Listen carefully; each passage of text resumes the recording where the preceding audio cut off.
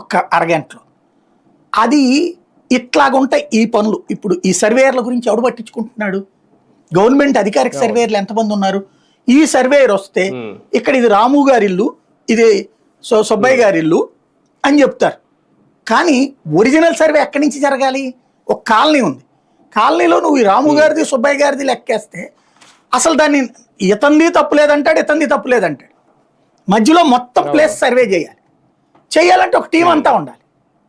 ఎక్కడున్నారు అక్కడ? అసలు మున్సిపాలిటీ లేరు, కార్పొరేషన్లకు లేరు, రెవెన్యూ డిపార్ట్మెంట్కి లేరు.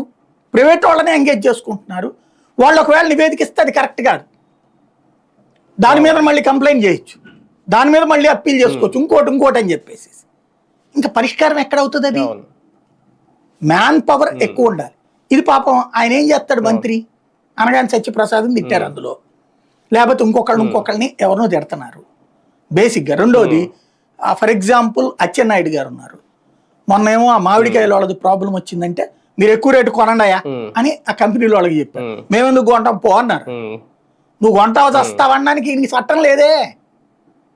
అవసరమైతే ఆడు కోర్టుకి వెళ్తాడు. నువ్వు ఇవ్వదలుచుకుంటే నువ్వు ఇవ్వాలి కానీ డబ్బులు. మా చేత డబ్బులు నువ్వు ఇప్పించేది ఏంది?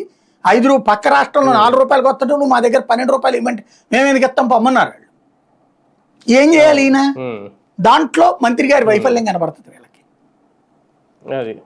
రవాణా శాఖ ఉంది, బస్సులు ప్రాబ్లం వస్తుంది.